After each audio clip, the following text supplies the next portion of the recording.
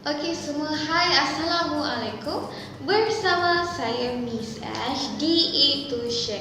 So, hari ini saya ingin menerangkan tentang darah manusia. So, apa yang awak akan belajar hari ini adalah komponen darah. Okey, kemudian awak belajar tentang kumpulan darah manusia dan kepentingan menderma darah. Ini semua yang awak akan belajar dan awak akan dapat di akhir video ini. Okey.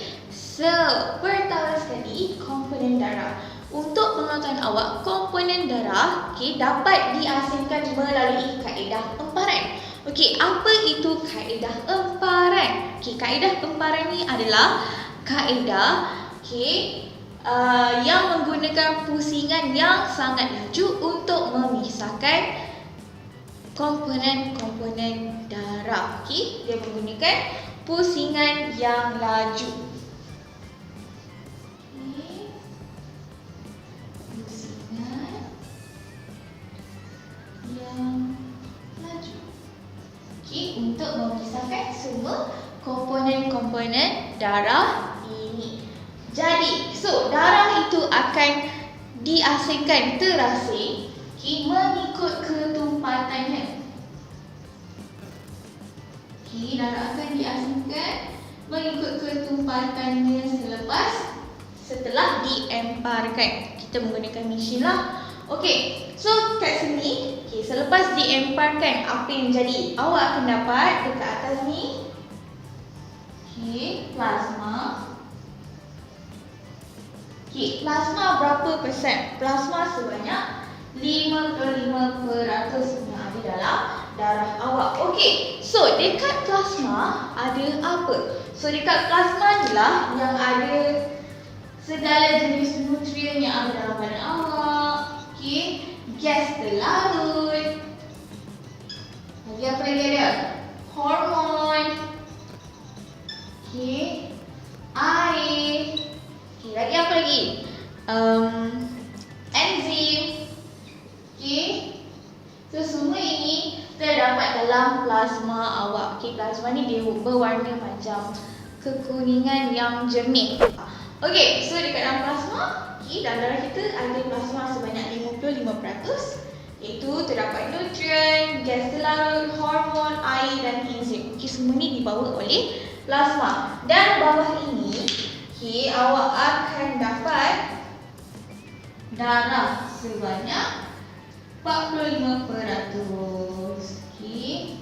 So ada apa dekat darah? Okey, dekat bahagian lapisan atas darah ni, adalah sel darah putih dan juga platelet.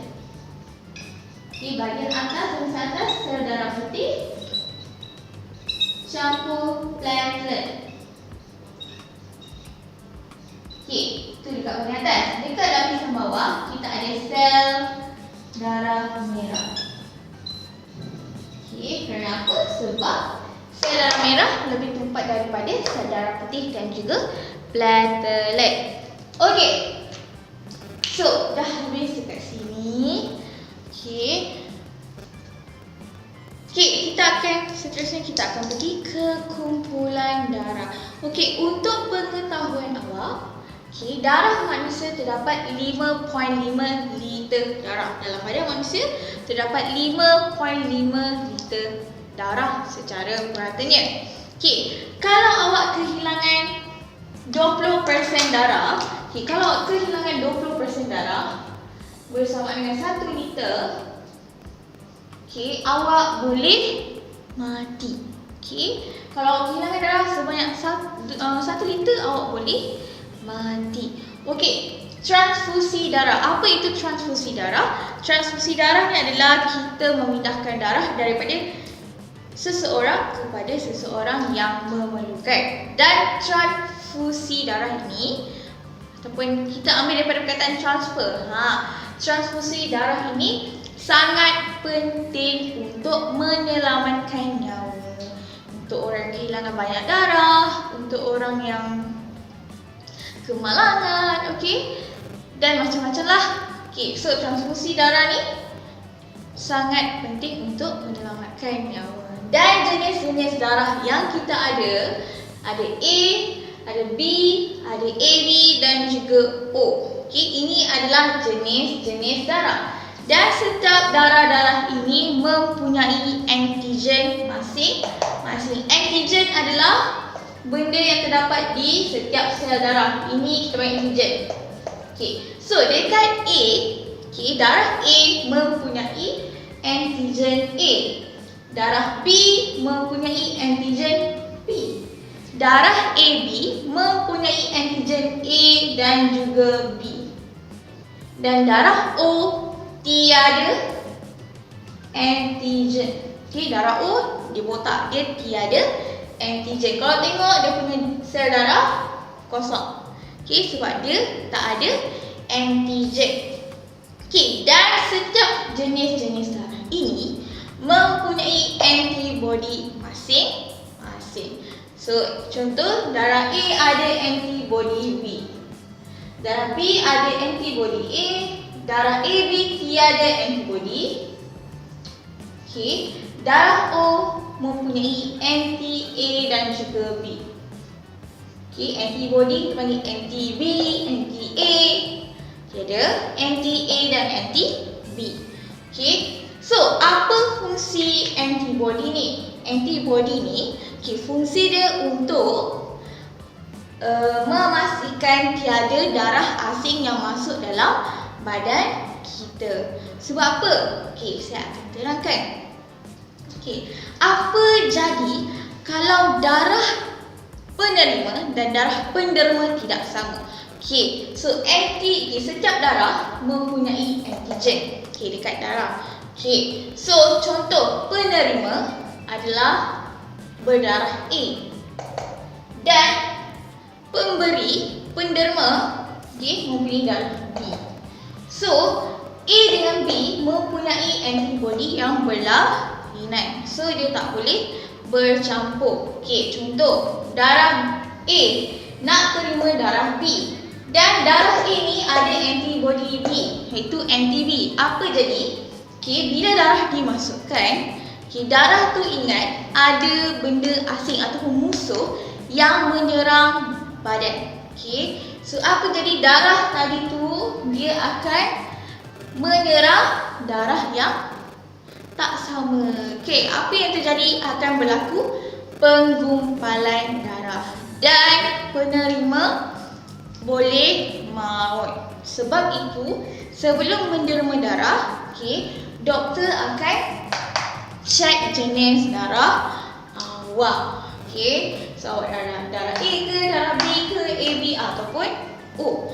Okey, so darah AB, okey, istimewanya dia boleh menerima kedua-dua jenis darah dan juga darah O lah. Dia boleh terima semua jenis darah. Dia boleh terima darah A, B dan juga O. Sebab dia tiada antibody.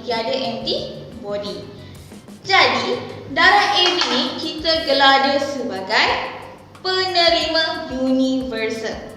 Okey, dia adalah penerima universal. Sebab dia boleh terima semua jenis darah. Okey, tetapi darah O dia tiada antigen. Tetapi dia ada antibody A dan juga B. So, dia tak boleh terima darah A, tak boleh terima darah B, tak boleh terima darah AB. So, darah O ni dia hanya boleh terima dari golongan dia sendiri. Sedangkan darah O, sebab itu dekat bank darah O lah darah paling sedikit. Sebab apa? Sebab darah O ni dia boleh terima darah jenis O sahaja. Darah lain dia tak nak, dia nak O je. Okey, so saya akan terangkan darah apa yang boleh terima darah apa. Okey, so darah A, okey, dia boleh terima darah daripada A sendiri ataupun O. Sebab apa? Sebab O tiada antigen. Okey, so dia boleh terima dari A ataupun O. Untuk darah B, dia boleh terima daripada B ataupun O. Untuk darah AB, dia boleh terima daripada A, B dan juga O. Sebab tu kita gelar dia penerima universal.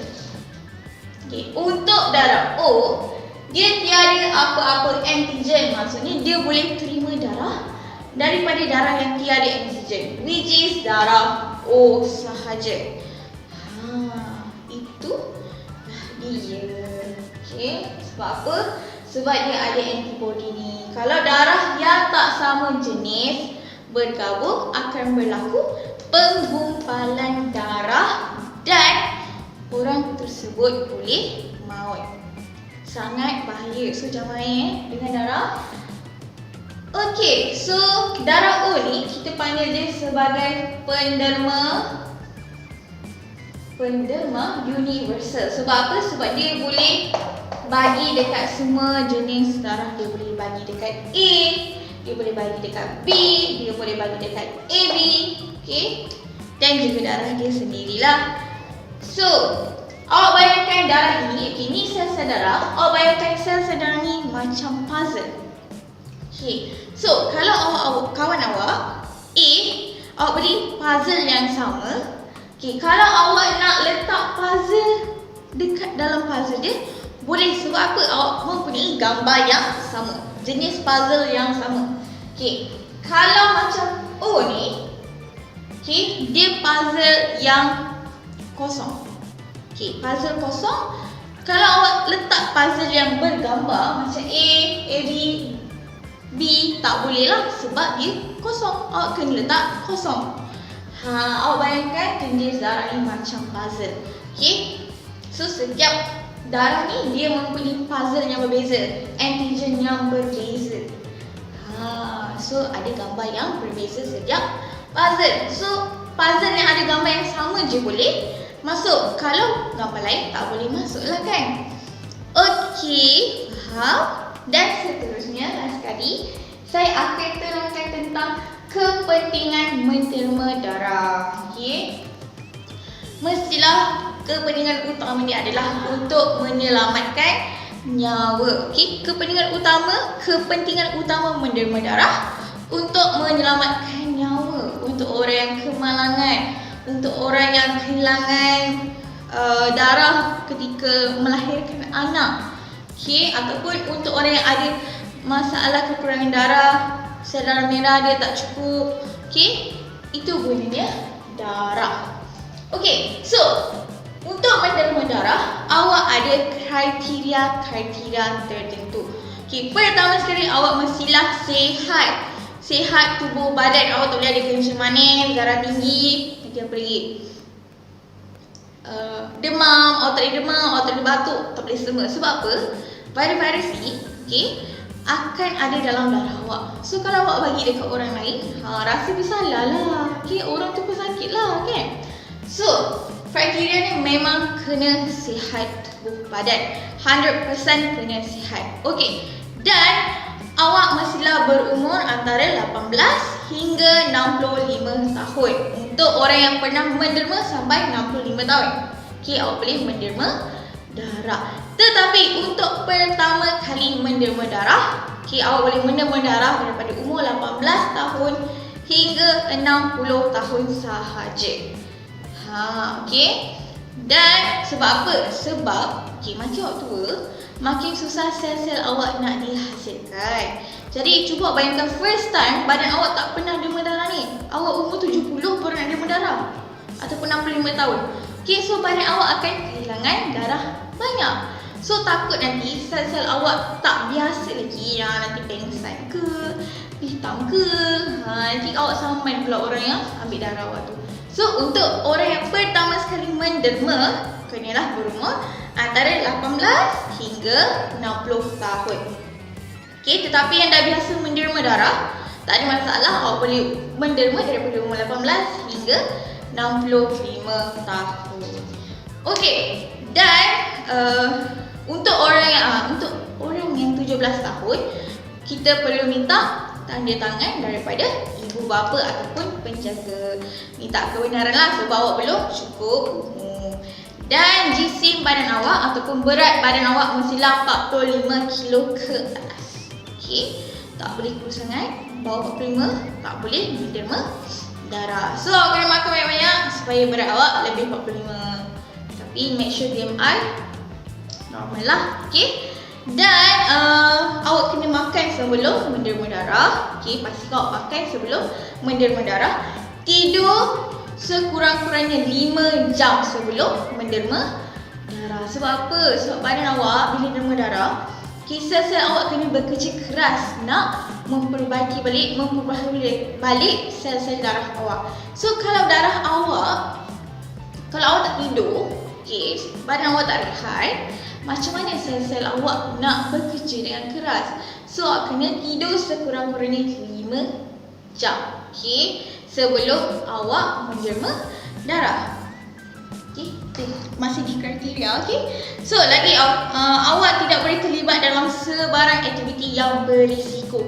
Contohnya macam melakukan seks rambang, terjebak dengan seks bersama jenis, mengambil alkohol, mengambil dadah. Sebab apa? Sebab benda-benda ni boleh mendatangkan penyakit lah kepada awak. So kan kita balik kepada kriteria pertama, mestilah sihat tubuh badan. So awak tak boleh ada apa-apa kontak ataupun membuat aktiviti yang berisiko untuk mendapat penyakit lah. Dan itu saja untuk kriteria menderma darah. Jangan lupa derma darah. Lagi-lagi yang ada darah O dan sihat, tolonglah kawan awak yang ada darah O ni untuk mendapatkan darah. Seterusnya kita akan pergi kepada darah akan digantikan. Untuk pengetahuan awak, plasma plasma akan digantikan dalam 24 jam. Dalam 24 jam plasma akan digantikan. Tetapi untuk sel darah merah, mengambil masa 4 hingga 8 minggu. Lama kan?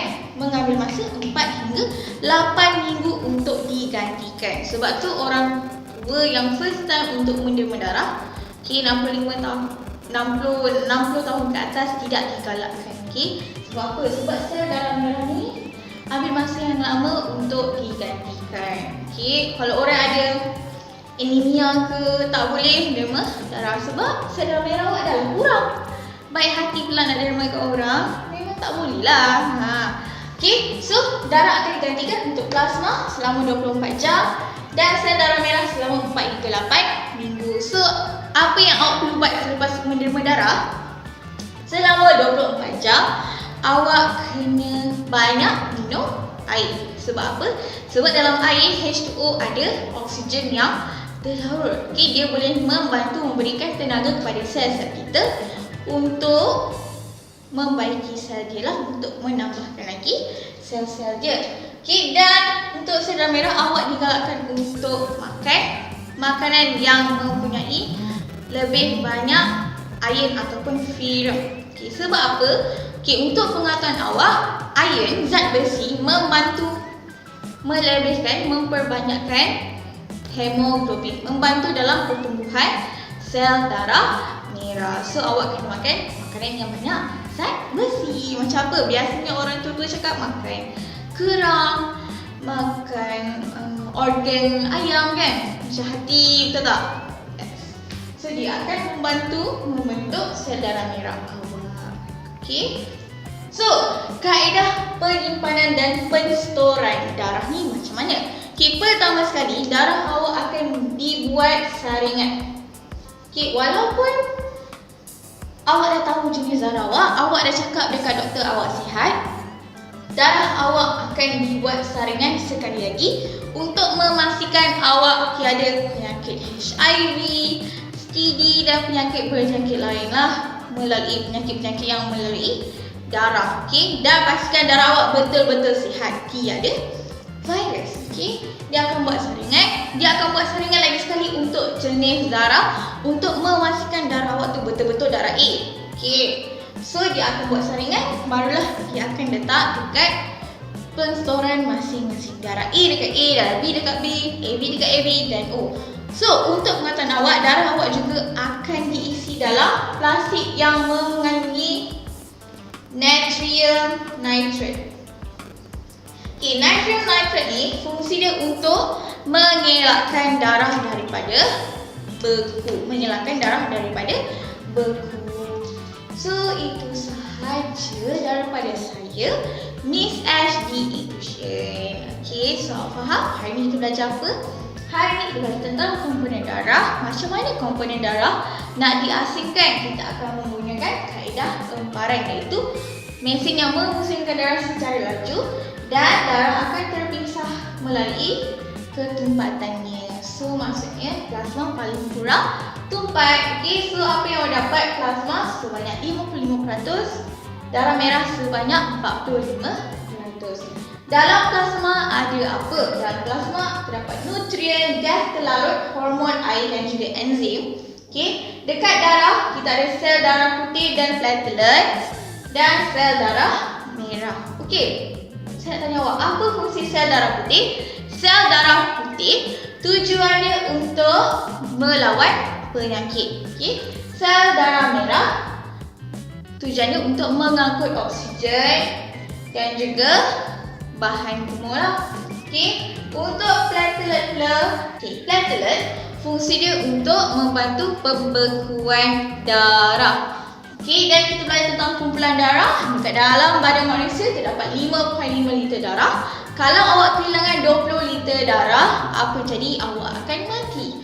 Okay, transfusi darah maksudnya awak memindahkan darah daripada seseorang kepada orang yang lain.